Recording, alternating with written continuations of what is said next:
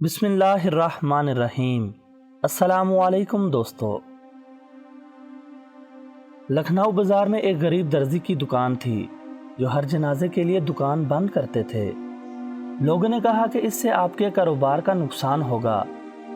کہنے لگا کہ علماء سے سنا ہے کہ جو کسی مسلمان کے جنازے پر جاتا ہے کل اس کے جنازے پر لوگوں کا ہجوم ہوگا۔ میں غریب ہوں، نہ زیادہ لوگ مجھے جانتے ہیں، تو میرے جنازے پر کون آئے گا؟ اس لیے ایک تو مسلمان کا حق سمجھ کر پڑھتا ہوں، اور دوسرا یہ کہ شاید اس سے ہی اللہ پاک راضی ہو جائیں۔ اللہ پاک کی شان دیکھیں کہ ایک بہت بڑے مولانا صاحب کا انتقال ہوا۔ ریڈیو پر بتلایا گیا، اخبارات میں جنازے کی خبر آ گئی۔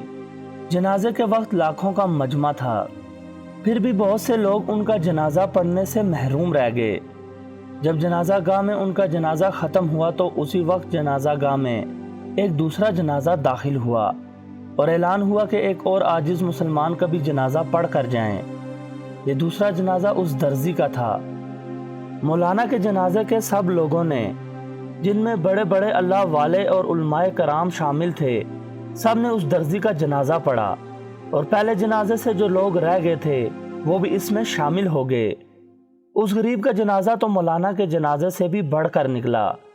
اللہ پاک نے اس درزی کی بات پوری کر کے اس کی لاج رکھی۔ دوستو، کسی نے سچ کہا ہے کہ اخلاص بہت بڑی نعمت ہے۔ اللہ ہم سب کی زندگی میں آسانیاں عطا فرمائے، آمین۔